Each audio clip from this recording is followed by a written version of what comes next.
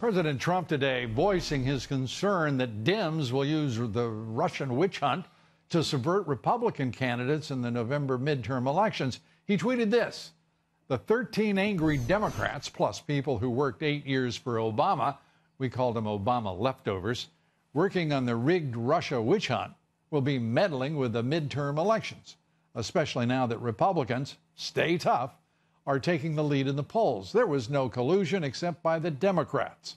And joining us tonight, Chris Farrell, Director of Research and Investigations at Judicial Watch. Chris, good to have you with us. Well, let's start. You know, sometimes I think if President Trump weren't focused on this, on the witch hunt, the 13 angry Democrats, that, he just provides such an important perspective for everyone, including the left-wing national media, don't you think? He is his own best spokesperson. Absolutely. In a tweet, he can nail the topic in a way that no one else is really capable of doing. And so I would just encourage him to continue to communicate in that fashion, because that message has got to be heard loud and clear. You know, I'm going to say this, I'm going to make a forecast. You will not be disappointed in his commitment to tweeting. That's my strong belief. Unless another judge comes out with a crazy opinion about his Twitter account. I don't know. I haven't looked to see if he's blocked anybody, but I think he's, somebody ought to tell the judge to go to hell. Well, I'll do it. Judge, you can go to hell. I mean, this is ridiculous, Thank you, Lou. You're welcome. I mean, it's absurd. Let's turn to Mueller. The man has, so far as I can determine right now, no judgment, no integrity, and no prospect, really, of doing any better in either category over the course of whatever life the special counsel has. Do you want to put forward a different perspective on it? No, I'm going to echo what you're saying, but I think the really important thing is that the gross number of conflicts of interest and disqualifying either alignments or previous contacts of his staff. I mean, we have documented his number two, Weissman, communicating with Sally Yates, to call, this kind of overwrought congratulations on his part. I mean, they're disqualified at face value from holding office. So let me ask you this.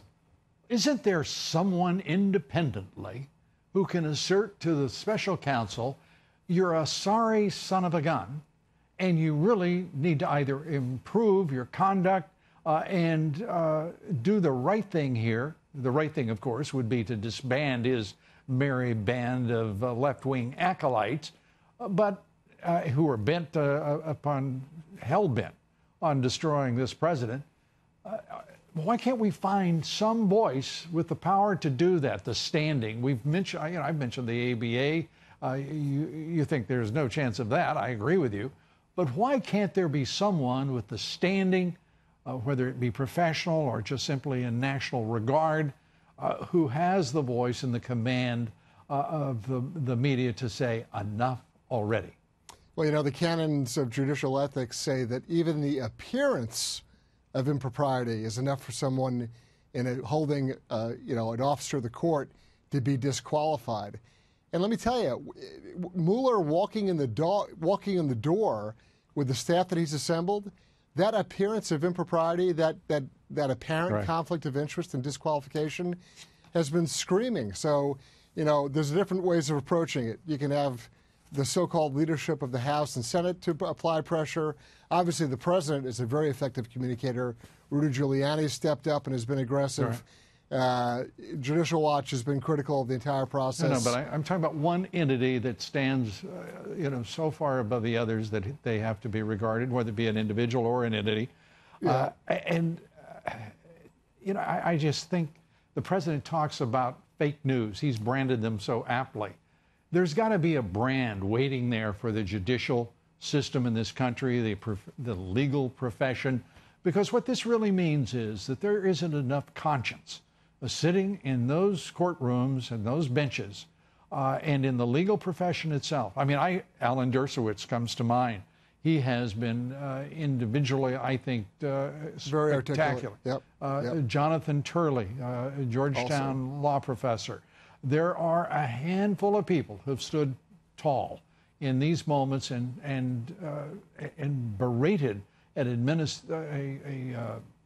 a legal profession and a judiciary that is bringing almost as much, if not, well, you can argue the degrees, but certainly a commensurate amount of shame to themselves as has the journalism community in this country.